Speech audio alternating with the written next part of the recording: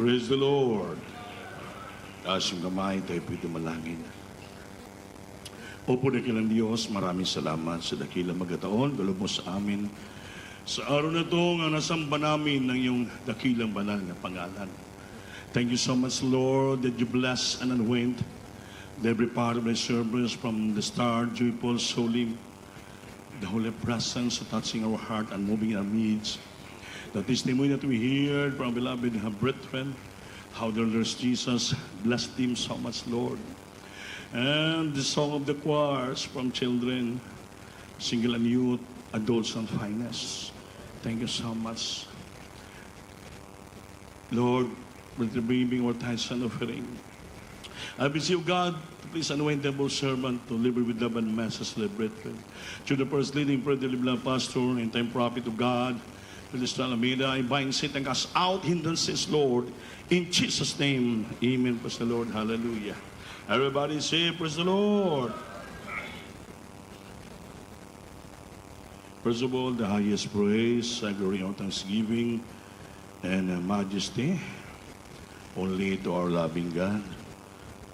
Address and savor and give the full honor and respect to our dearly beloved noble evangelist, to Minister Almeida, the in-time prophet of our loving God, and as remember and cherish the blessed memories and precious teaching, beloved stand Pastor Lina Almeida and all beloved children, and the whole blessed Almeida family, and I greet also my beloved wife, my children, my co-workers, my co-preachers, and to all of you, my dear brothers in Christ, at sa lahat po natin mga witness viewer throughout the world na nanonood ngayon, sa aming mahal na mga bisita, maraming salamat.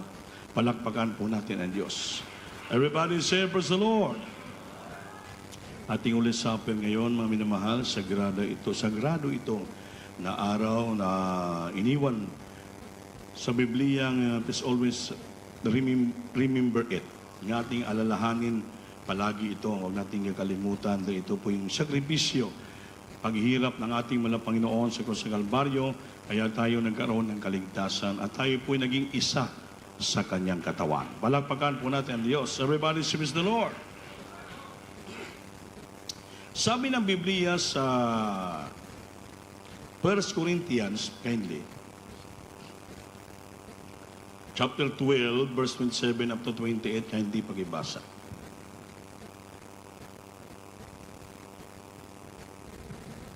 Praise the Lord. Sa aklat ng unang mga taga-Korinto, Kabanata 12, ang talata ay 27 hanggang 28. Kayo nga ang katawan ni Kristo, at bawat isa'y sama-samang mga sangkap niya. 28. At ang Diyos ay naglagay ng ilan sa iglesia. Una-unay mga apostol, ikalaway mga propeta, ikatloy mga guro, saka mga himala, saka mga kaloob ng pagpapagaling, mga pagtulong, mga pamamahala, at iba't ibang mga wika. Amen. Palakpakan po natin ang Diyos. So, sabi dito sa English, now we are the body of Christ and members in particular. And God had set some in the church, first apostles, secondly prophets, thirdly teachers, number that miracles, then the gifts of healing. Healing helps government, diversities of tongues. So maminamahal, sabi ito, kita po ang katawan ni Kristo. Amen. Amen. We are the body of Christ and members in particular. Membro. Anong ibig sabihin ng particular? Ang particular, mga minamahal, ay ito po isang an individual fact, point, or circumstances. Nga ikaw, membro ka sa bawat, ang isa sa atin, membro, patunay, and the point and circumstances. Sa bawat pangyayari at sa bawat ginagawa po natin, every point of our life. So tayo po, membro ng katawan ni Kristo. Amen. Either you are a preacher, an instrumentalist, a choir, or anong klaseng mga ginagampanan mo sa iglesia. Members, ang tawag sa atin ay mga membro sa katawan ni Kristo. Amen? May mga ron tayong individual fact, point, and circumstance na dapat gawin in the church because particularly tayo po'y membro ng katawan ng ating mahal na Panginoon. So sa church, naglagay siya ng ginatawag na the factors and the element of the church. Ito pong ginatawag ng mga factors, ito po'y the miracles, the gift of healings, the helps, government, gobyerno, pagbando, pamalakad, and diversity of tongues. Itong mga speaking tongues, well, nakikita yung napupus po sila. Yan po ang mga elemento sa church. Ito mga factors of the church, ito mga taong tumatayo. First, apostles, secondary prophets, thirdly teachers, pastor, yan sila ang mga the factors of the church at the elements of the church. So, walang pag-alinlangan nga sa iglesyang ito ng Diyos mong Crusade ay talagang kumplito ang rekado. Sangkap. Amen ba? Amen. Kasi may mga workings of miracles. May nangyayari na manghimala. Grabe manghimala. Pinagaling ating karamdaman, binago ang buhay natin, naksidente tayo, pinoptisyonan tayo ng Diyos, walang bali, walang lahat. Hindi basta-basta nga mga workings of miracles. So nakita natin how the Holy Spirit moves in our midst. May mga speaking in tongues, umiiyak, nag-iiyakan, nag-iyawan dahil sa damang-daman nila ang presensya ng ating mahal na Panginoon. So that is a sign nga ang Holy Spirit mo'y kumikilos sa ating kalagitnaan. Amen ba? Amen. Mga answers of prayers, that is the gift of healings. Helps, mga pagtulungan. Sa iglesia ay may helps, yung itawag na pagtulungan. Amen ba? Amen. So, wag niyong isipin na yung anyong ordained preacher, palagi na lang umihingi ng mga pledges, mga special offering, tulong sa gawain. Kasi sa church tayo, isang katawan tayo ni Kristo. At yung mga elemento sa church and factors, kasama ito yung pagtulungan. Helps and government of the church. Sa church may gobyerno. Amen ba? May pamalakad, may mga roles, may mga gina-implemento nga roles and regulations sa church. Yun ang itawag na gobyerno, government in the church. So ang nag-implement ng gobyerno sa church, una-unang ang mga apostles, pastors, prophet, teachers, preacher, mga pastor. Amen ba? Then, the elements, the signs and wonders following. That is the gift of healing, helps, and governments, and the speaking tongues, the liberation of tongues, kasama po sa church yun po. Pati yung mga pagtuturo. Kasi ang magtuturo sa church ay yung mga pastors. Amen? Prophet, teachers, preachers, apostles, sila po magtuturo sa church. Sila po magpaturo, mag-implemento ng gobyerno sa church. Mga pagtulong sa church. Amen ba? Dapat natin maintindihan. Ngayon, kung we are the part of the church, kasama tayo, nabilang tayo sa katawan ni Kristo, we are the member of the church in particular. Particularly, so lahat tayo, individually, may fact, may point tayo, at sa bawat panghitabo sa buhay pangyari, circumstances, kasama po tayo. Hindi mo ka-amen. Kaya sinabi dito particular. Now we are the body of Christ and members, marami, in particular. So kaparti tayo lahat. Amen? Amen? Amen ba? So dapat munawaan ng bawat Kristiyano ito. Ito po, bakit di na paunawa ko to sa inyo? Kasi kanina nagpatotoo si beloved Brother Jubert Santana with regard sa kanyang beloved wife. Kasi si Juan, nang wala pa silang asawa ni Brother Jubert, dalaga pa siya, taga-Claveria sila eh. Buong pamilya nila na-save na, ginagamit sila lahat doon. Talagang mainit siya.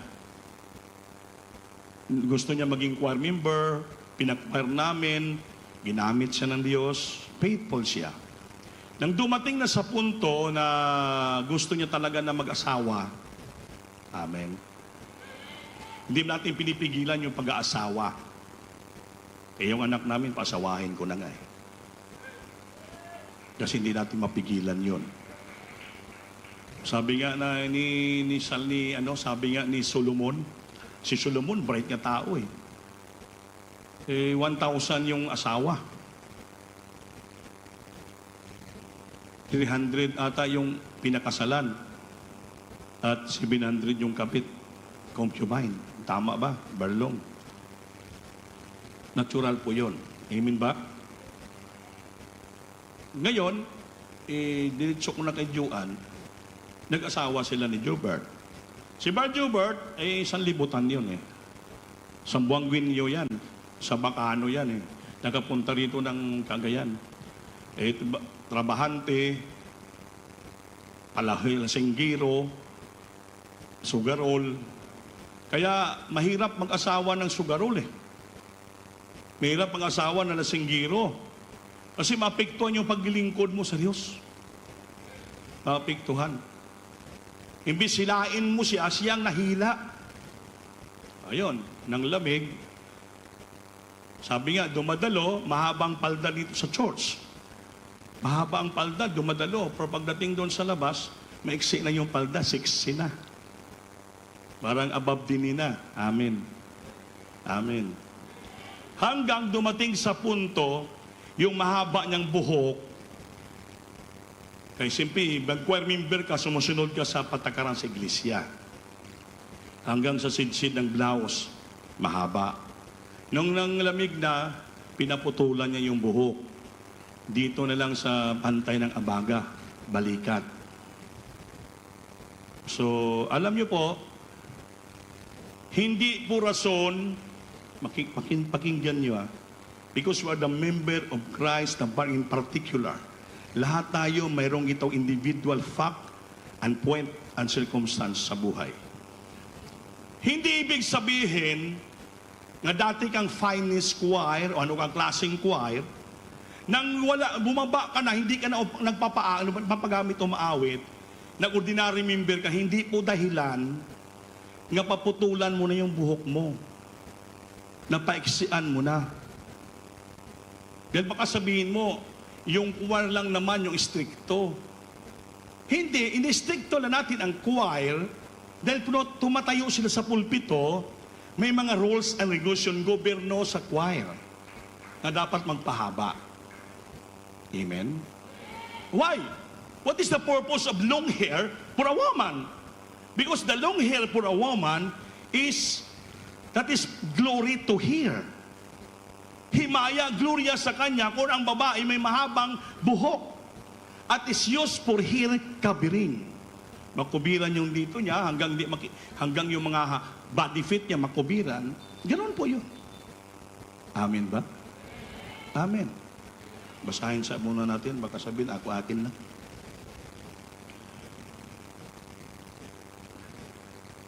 First Corinthians chapter 11, verse 14 and 15. Nakikinig ba kayo? Praise the Lord. Sa aklat na maunang taga-Korinto, Kabanata 11, ang talata ay 14 hanggang 15. Hindi baga ang katalagahan din ang nagtuturo sa inyo na kung may mahabang buhok ang lalaki, ay mahalay sa kanya. Oo, sa lalaki naman to. Pag mahaba buhok lalaki, mahalay, pangit, unseemly. 15. Datapot kung ang babae ang may mahabang buhok, ay isang kapurihan niya. Oh, isang kapurihan. Sapagkat ang buhok na sa kanya ay ibinigay na pagtakip. 16. Tama na. 15. Dahil ang buhok nga mahaba binigay sa kanya ng Diyos upang pangtakip. Amen ba? So ngayon, pag pinutulan mo yon, naging mababa, na binigay ng Diyos sa iyong buhok mo para humaba, wala ka ng pangtakip. Hindi na kapuri-puri ang tingin sa iyo ng Diyos. Wala na. So, ma-misplace natin ang Panginoon. Ma-displace natin ang Panginoon. Instead nga your long hair ay naging glorious sa iyo, kung sa Tagalog ka, puri-puri sa iyo, maraming mabibless. Glory to God yung sister, ang lago, ang ganda ng buhok. Amen? Nang pinutulan mo, ang anong sabihin nila? Hala, anong nangyari? Ang ganda ng buhok pinutulan, sayang. Yung praise, mawala. Yung glory, mawala. Anong pagkapalit? Negative comments. So, baka ng lamig, baka ng uyab, baka nagtinda ng baka.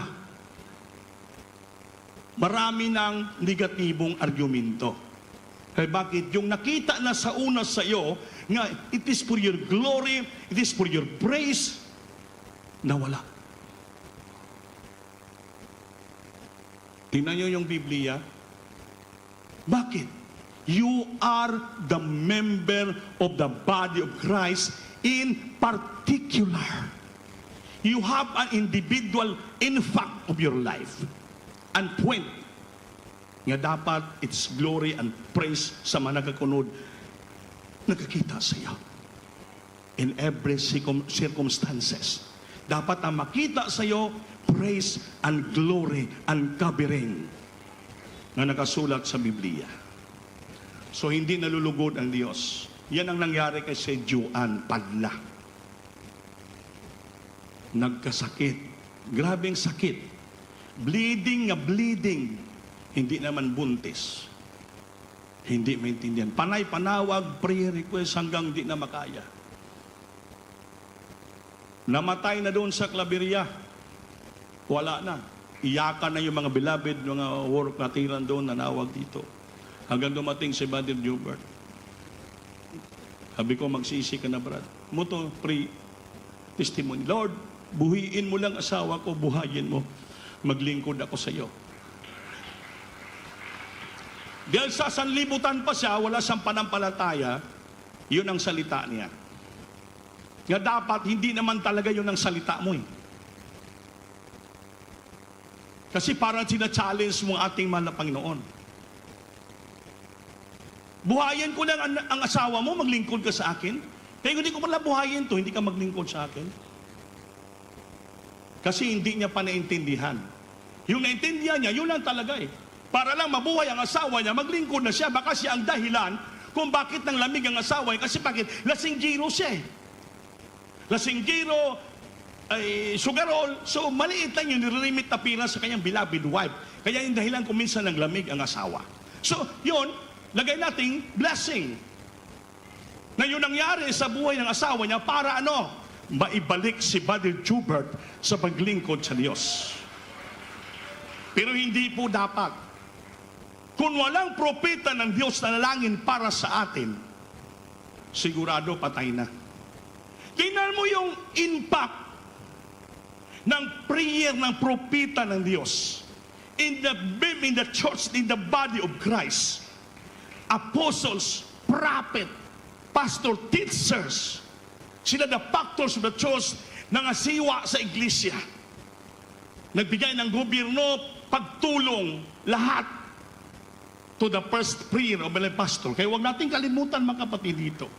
Tuwing patutuo nyo, grabe man tagumpay nyo, grabe yung pagpapala natin, hallelujah, galing sa kahirapan, pinagpapala tayo, lahat-lahat, all the blessing na tanggap natin ngayon na pinagpala tayo. Ayaw mo, huwag mo kalimutan dahil sa prayer mo, hindi. Yung prayer mo, natural man na, kay manalangin man ka. Pero bakit naibira sa langit ang prayer mo? Dahil mayroong tao ng Diyos ang sakripisyo na lalangin, Noon pa. That's why ito the first leading prayer of our dearly beloved Robol Pastor, the end-time prophet of our loving God.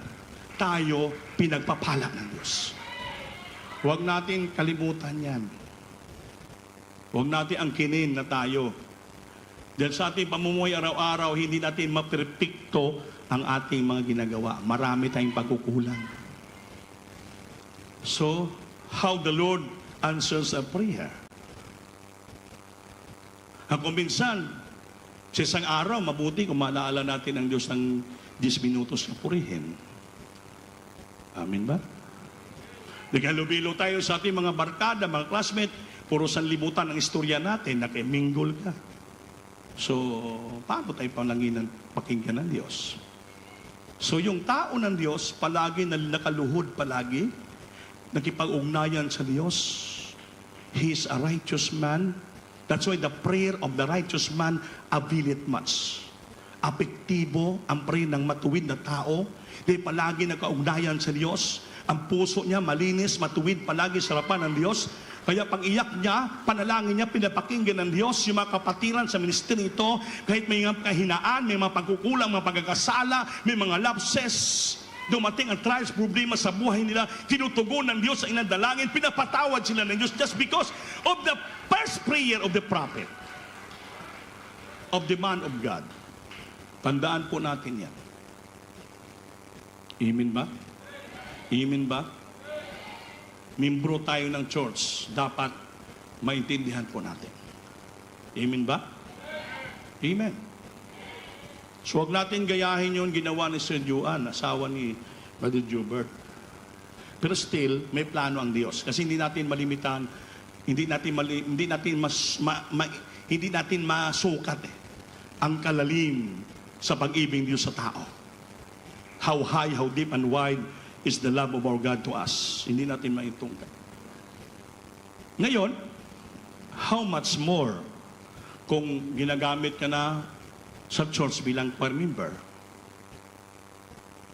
Hindi pa nga humaba yung buhok mo, hanggang sa sidsid, pinaputulan mo na. Anong tawag yan? Ha? Anong tawag? Malaking pasipala sa Diyos. Malaking insulto sa Panginoon. The praise and glory mawala sa iyo. Kung makanta ka dito,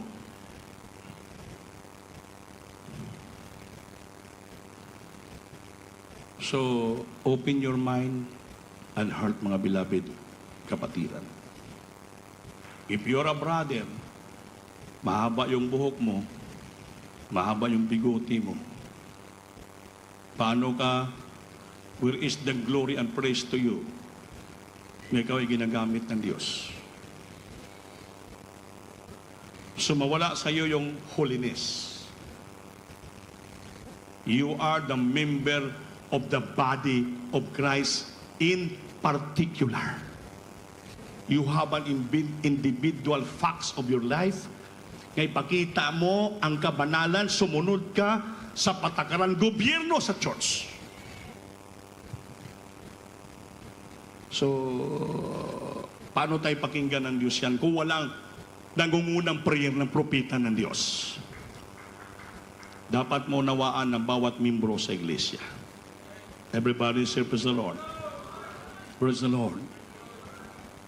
Ibalik ko lang yung preaching ko ng Wednesday sa mga wala dito, absent. Si Pastor Bermoy ng UPC, kaibigan ng mga pastor, humingi siya ng backup sa mga pastor, kaya problematic siya. Nag-fasting siya ng 5 days sa Kalang Chapel, mga pastor, nag-fasting din ng 3 days sa ating church. Binisita siya ng mga pastor doon sa iyang tahanan, somewhere in Sabarte.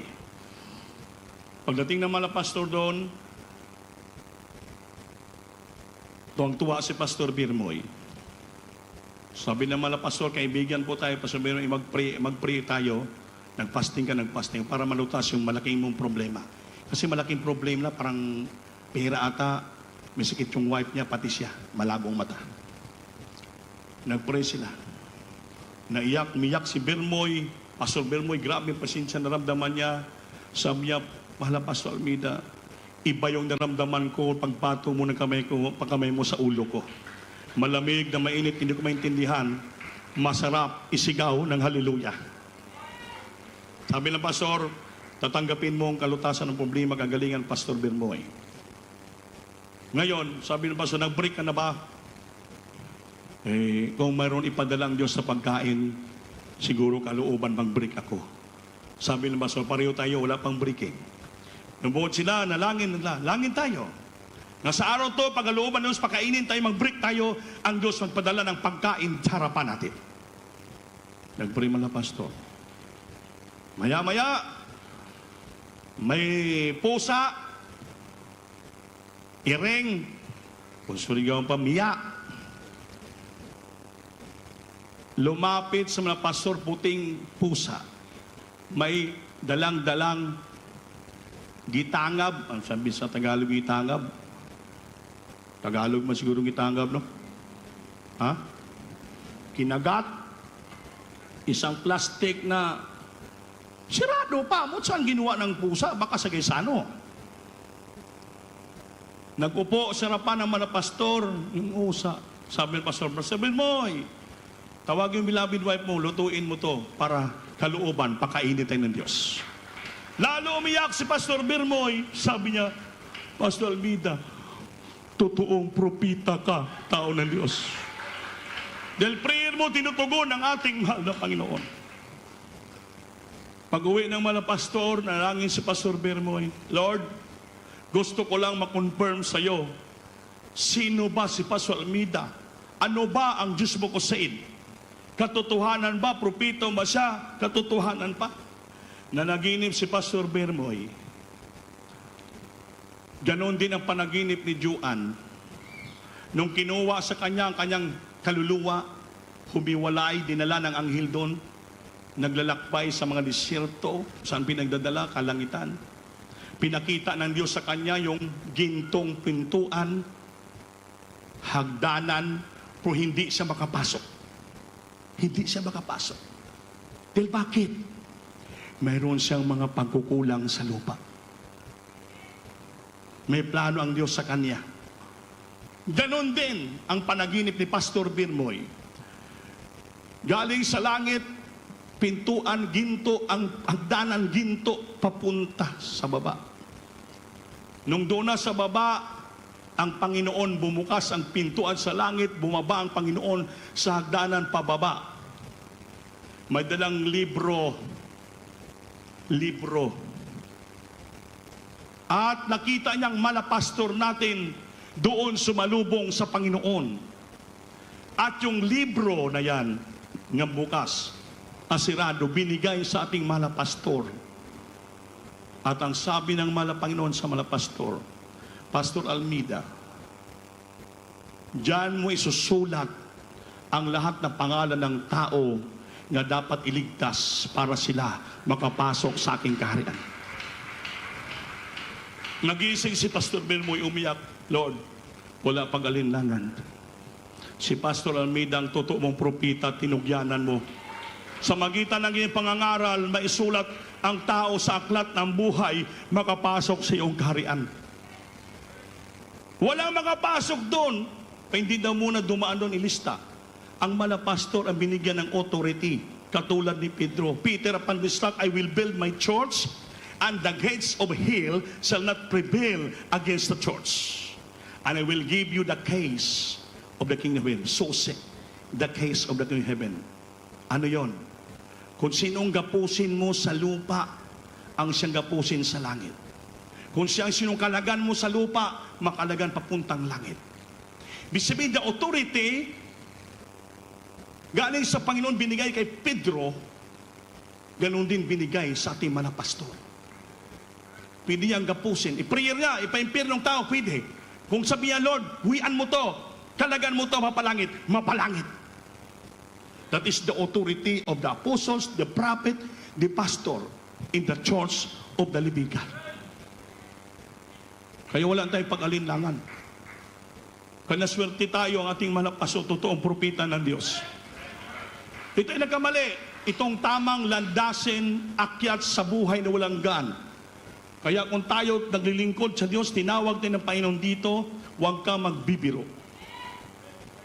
Sabi naman, so magbiro ka lang sa kubra, huwag ka lang magbiro sa salita ng Diyos, ito ay magdala sa iyo sa langit. Kaya kung naglilingkod ka lang naman dito, lubos-lubusin mo na. Maging sincero ka na. Then whether you like it or not, haharap ka sa hukmanan ng Diyos. Akyat ka sa hagdanan papuntang langit, ginto yon. Nung nanangin na si Jubert, Lord, patawarin mo na ako, nagsisisi na ako, ibalik mo yung buhay ng asawa ko. Maglingkod na ako. Nakita, Mr. Juan, nagpinto, yung kanyang kaluluwa. Halo, pinipigilan ni Satanas, hindi pabalikin sa iyong katawan. Pero ngunit, grabe yung pagsisisi ni Brother Jubert, humi ng tulong awat habag. So natdalangin ng propeta ng Diyos, binalik sa kanyang katawan, kanyang kaluluwa, pak! Biglang nagising si Juan. Binuhay sa uli ng ating mahal na Panginoon. Kung dinala dito, maaga pa. Nasa isa city dyan. Di ko pa kilala si Jubert eh. Si Juan kilala ko na. Pero may sinimbo ko. Ni-interview ko dyan sila. Ano ba? Kung magsisi ka, mabuti sa mga kapalingkod. Tinulungan namin prayer dan ng mga beloved preachers. Nadalangin mga pastor. Tumayo si Juan. Pinagaling ng Diyos. Authority para beloved pastor through the preachers, workers. So nadalangin niya. Tumayo. Hanggang ngayon, na-converte si Jobert, binago ng Diyos, ginamit, sawa niya, ginagamit sa Cabiria, Quadmimber. So may plano ang Diyos. Sabi ni Preacher Lulong Sibilia, mga pagsubok dumating sa buhay ng Kristiyano, hindi lamang para sa kanilang pangyayari, kundi naging aral sa buong iglesia. Kung ikaw tinawag ang maging choir member, maging sincero ka. Tinawag ka maging adult choir, tinawag ka maging youth and singles choir, tinawag ka maging finest choir, gawin mong sincero ang pagkatawag sa iyo. Tinawag ka preacher, tinawag ka instrumentalist, lahat, anong klase pagkatawag sa iyo, driver ka, mekaniko, maging sincero ka. Tinawag ka cameraman, IT ka, gawin mong sincero. Hindi ang pagpaglingkod sa Diyos individually. Individual ang kaligtasan. Hindi po basta-basta itong kaligtasan natin, mga minamahal. Ang dalhin sa langit, hindi lang po ang choir member na nagpahaba ng buhok, na walang bigote at nagpeksi ng buhok, kundi lahat ng membro sa church dalhin sa langit. Members in particular. Kaya hindi lamang ang choir member magpahaba ng buhok. Lahat ng membro sa church magpahaba ng buhok. Bakit? Gloria, kalulatian sa babae ang may mahabang buhok. At it is used for hair covering. Ayaw pagtanggala yung kalulatian sa iyo. Ayaw pagtanggala ang pagdaig sa iyo because of your long hair. Because of your short hair. Pagsunod mo sa kabanalan. Kaya, hindi po basta-basta ang paglingkod sa Diyos.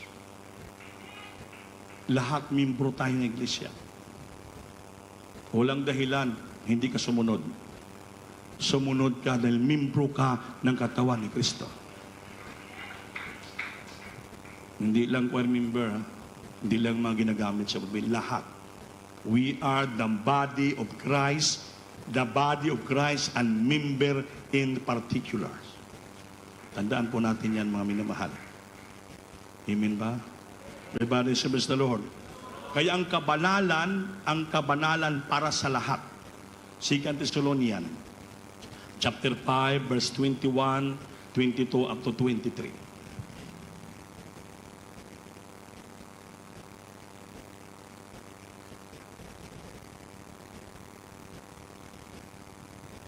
First Thessalonians.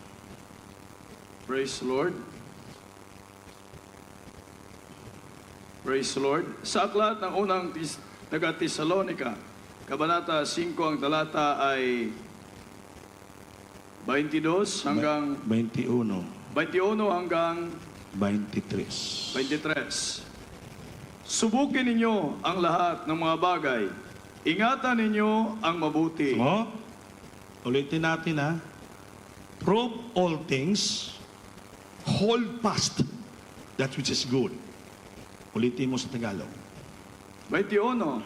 Subukin ninyo ang lahat ng mga bagay. Gawin natin, subukin natin lahat ng bagay. Ingatan ninyo ang mabuti. Ingatan ninyo ang mabuti. 22. Layuan ninyo ang bawat anyo ng masama. Layuan ninyo ang bawat anyo mukha ng masama. 23. At pagkabanalin kayong lubos ng Diyos. At pakabanalin kayo lubos ng Diyos. Di ng kapayapaan. May kapayapaan pa. At ang inyong espiritu at kaluluwa Anyong espiritu at kaluluwa at katawan at katawan, ay ingatang buo. ingatan buo. Na walang kapintasan Walang kapintasan, ikasaway, sa pagparito ng ating Panginoong Isokristo. sa pagparito ng ating Panginoong Hesukristo. So, gawin natin lahat ng bagay, ingatan natin ang mabuti. Kung anong mabuti, ingatan mo yan, hindi mo mabrok. That it shall be broken. The good things, prove yourself. Prove all things. Gawin mo, patunayan mo lahat ng bagay. Paano ka sumunod sa Diyos? Pangingatan mo ang mabuti. Huwag mong gibain ang mabuti, sundin ang masama. Everybody say, praise the Lord. Layuan mo ang mukha, anyo ng masama. Tingnan mo. Abstain from all appearance of evil. Layuan mo. Alam mo, nakita mo, masama, matukso ka, magkasala ka, dunggaban mo pa? Titingnan mo pa? Ang Biblia nagsabi, abstain. Ano ba abstain? Layuan. Alam mo na matutukso ka, alam mo magkasala ka, demonyo, masama yan. Harapin mo pa. Sabi na Biblia, layuan mo. Layuan mo, mag-iwas ka. Abstain from all, lahat, appearance of evil. Aron, and the very God of peace, ang Diyos sa puno ng kapayapaan, will sanctify you, maging banal ka sa iyong buong espiritu, buong kaluluwa, ang iyong buong katawan, at i-preserba na wala kang dungis, walang kapintasan, without blameless unto the coming of our Lord Jesus Christ. I-preserve tayo ng Diyos. Holy, righteous, perfect, kasamang kapayapaan sa isipan, with our whole spirit, soul, and body will preserve blameless. Anong blameless? Walang kapintasan, walang ikasaway, hanggang sa pagbalik ng ating mahal na Panginoon. Everybody say, praise the Lord. Everybody say, praise the Lord. Kaya mga minamahal, gawin natin sincere paglingkod natin. Kumbaga sa naliligo, nabasa ka na, lubos-lubusin mo ng baligo. Mag-shampoo, magsabon ka na, kuskusan mo na katawan mo, para mabango ka, pagkatapos magligo ka, malinis ka na. Amen? Hindi yung hapaw lang yung paglinis mo. Yung anak namin si Kinkin, pag maghimasa alam mo saan himasaan niya? Dili lang, ng paa. Yung mukha niya, grabe itim-itim. Sabi ko, yung mukha mo, negro na. Kungking na din, hindi ka mo nagsasabon. Tapos na! Mabalik yan, ganun-ganun yung tubig. Tapos na! Sabi ko, kung naghimasa ka lang naman, naglinis ka, gawin mo na lahat from head to foot para malinis ka, mabango ka na, wawala yung mga bulig sa katawan mo. And we shall, muna sa Diyos, we shall preserve. I-preserve tayo. I-preserve tayo na walang kapintasan, walang hugaw, walang dumi hanggang sa pagbalik ng ating pinakamamahal na Panginoon. Everybody say, praise the Lord. Ngayon, sabi ng Biblia, ang hindi sumunod sa salita ng Diyos at aral sa Biblia, anong gawin sa Kanya? 2 Thessalonians chapter 3, verse 14 up to 15. Pa hindi bagibasa. Praise the Lord. Sa aklat ng ikalawang mga taga-Tesalonika, Kabanata 3, ang talata ay 14 hanggang 15. At kung ang sino may hindi tumalima sa aming mga salita, Ang hindi tumalima sa aming mga salita, sa pamamagitan ng sulat na ito, inyong tandaan ang taong yaon, inyong tandaan ang taong iyon. upang huwag kayong makisama sa kanya, Huwag kayong makisama sa Kanya nang siya'y mahiya. upang siya'y mapahiya. 15. At gayon may huwag ninyong ariin siyang kaaway, Ngunit huwag mo naman siyang ariin yung kaaway. kundi inyo siyang paalalahanan tulad sa kapatid. Ngunit palalahanan siya katulad bilang kapatid. Ito po'y paalaala bilang kapatid. But admonish him as a brother. Yet count him not as an enemy. Hindi sa sumunod, huwag mo naman bilangin siya nga kaaway, kundi turuan, paalalahanan bilang kapatid. Kaya yung preacher, mangaral, pangaral bilang kapatid. Kaya nakasulat sa Biblia. Amen ba? Pero hindi daw sumunod sa salita ng Diyos pangaral. Tandaan nyo, note that man, tandaan yung tao na yan, have no company with him. Huwag ka daw magkasama-sama, barkada sa kanya, that he may be ashamed, upang siya'y mahiya sa kanyang ginagawa dahil di siya sumusunod, matigas ang ulo sa salita ng Diyos. Ngunit, huwag natin siyang bilangin nga kaaway. Atin lang siyang pangaralan, atin siyang paalalahanan bilang kapatid. Yan po ang salita ng Diyos, maminamahal. Pag mangaral yung preacher, hindi nga para ginagawa ngang kaaway, kundi ginapangaralan ka lang bilang kapatid. Amen? Amen. Amen. Katulad mo kay Brother Alan Nilugaw.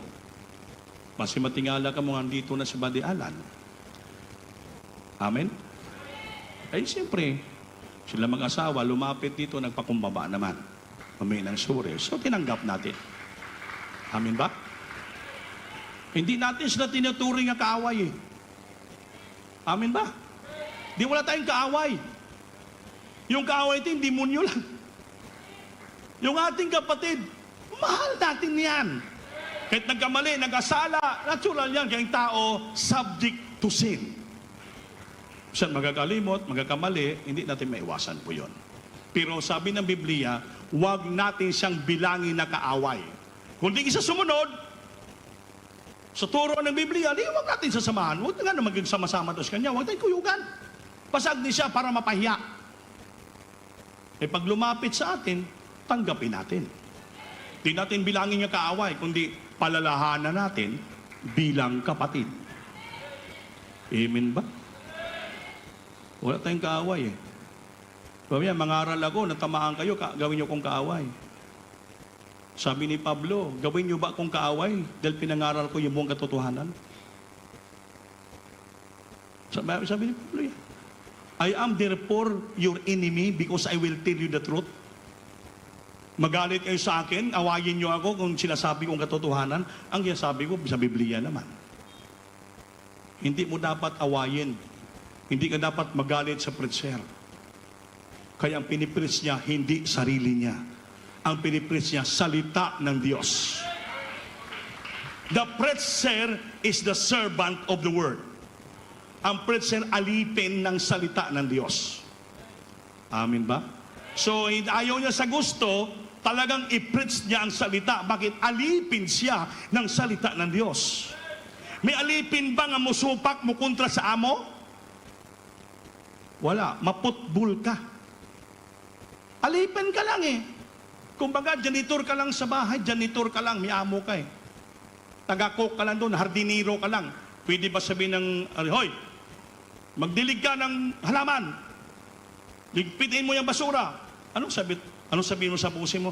Ikaw lang da, sir. Sabi ng amo, layas, malis ka na, wala kang sweldo. Hindi po pwede yon.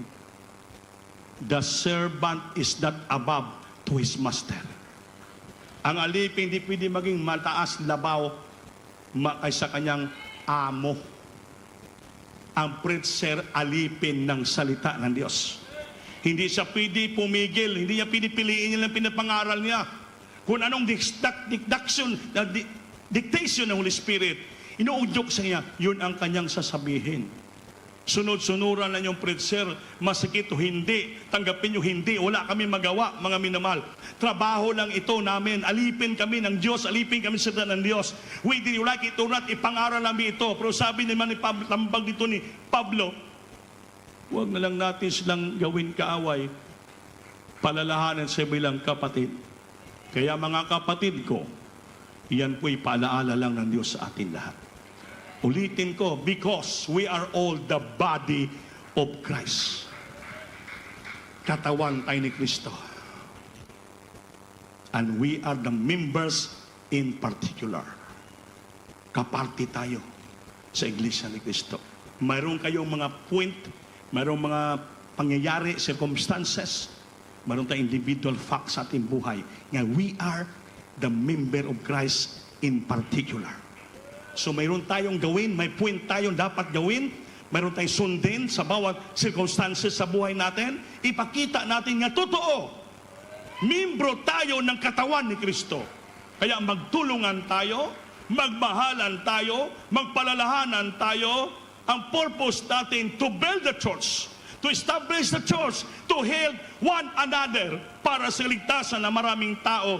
Dahil marami pa naghihintay ng mga tao dapat iligtas. Kaya your love offering, your pledges, your thanks offering, malaking bagay yan na kayo to helps the church.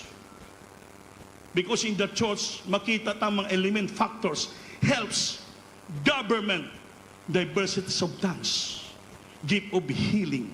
Lahat yan na gift. Na dyan, may apostle, may pastor tayo na langin para sa atin. Dahil sa panalangin nila, pinagpala po tayo. Sinong pinagpapala? Lahat tayo pinagpapala. That's why may mga patutuo tayo.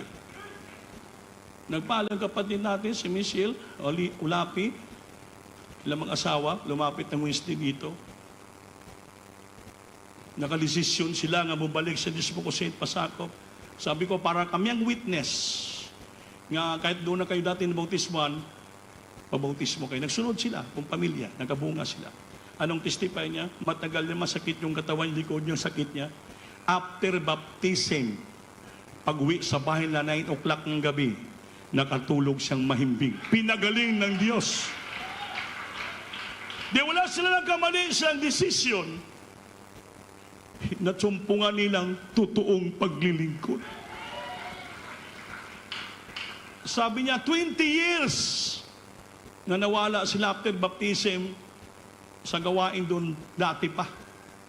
Ngunit binalik sila. Kung pinili ka pa lang Diyos, kahit 20 years, 30 years.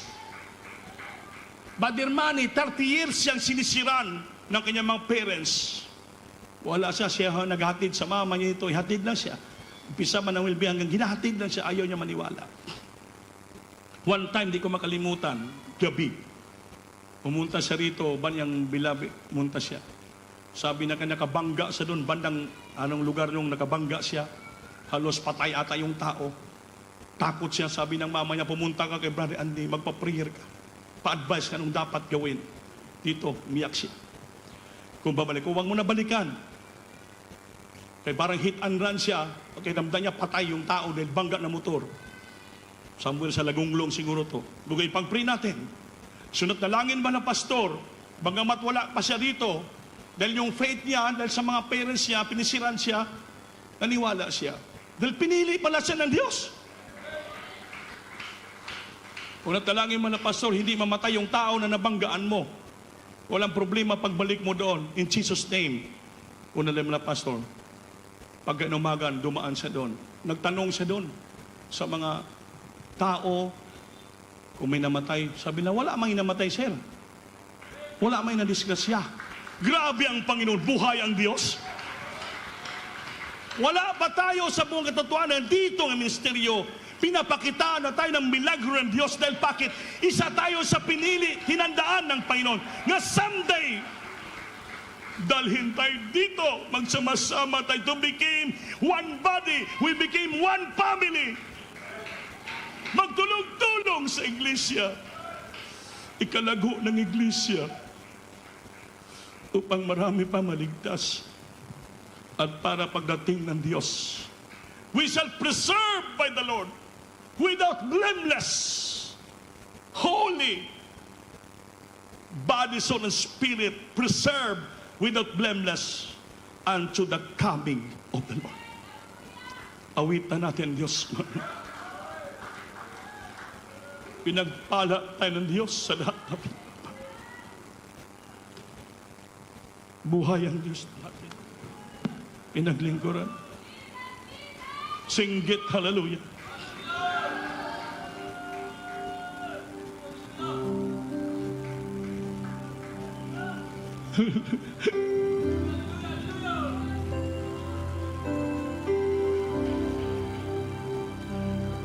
Hinahanap-hanap ko dati kagalakan kay tamis ng pag-ibig ko sa'yo.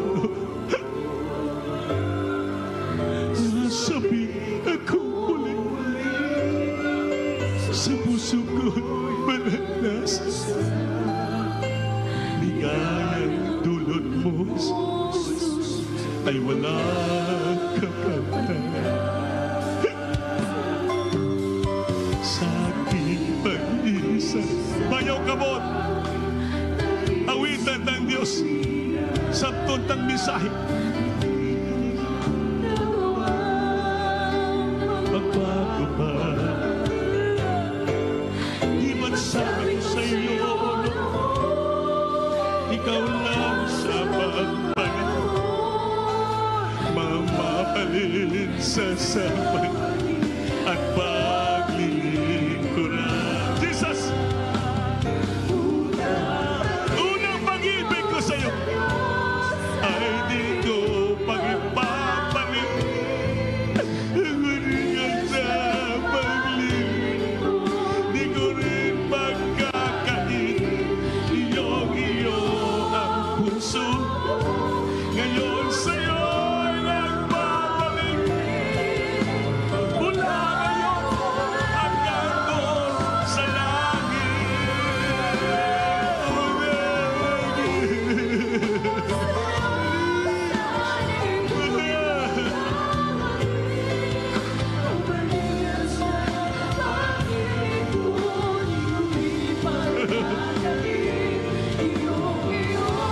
Jesus. Ngayon nagbabalik. Mula ngayon.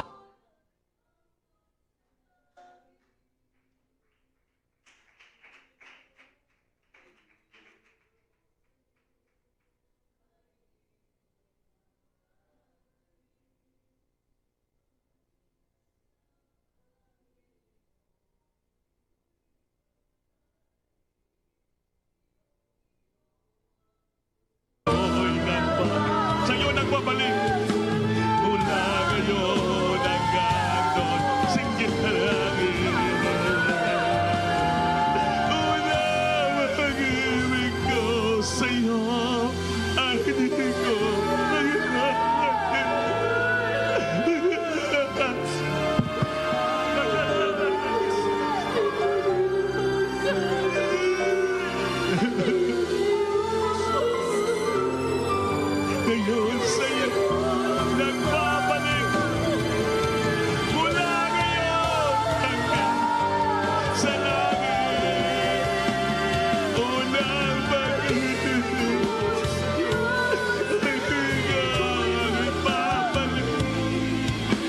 maghingas na paglilingkod, di ko rin pagkakain. Iyo ang puso ko, ngayon sa'yo'y nagpapagaling. Mula ngayon hanggang doon sa langit. Mula ngayon hanggang doon sa langit. Singgit na Hallelujah! Jesus! Hallelujah! Salamat sa iyong gugma, pagmamahal, pagtuturo, pagtutuwid sa amin. Pag kami maging karapat dapat, sa harapan mo na isa lang kami kakatawan. Membro mo kami sa imong katawan. Hallelujah! Dapat magdamayan kami, magtulungan. Sumunod sa iyong kaloob. Jesus, maraming salamat sa iyo sa pag-atawa mo sa amin.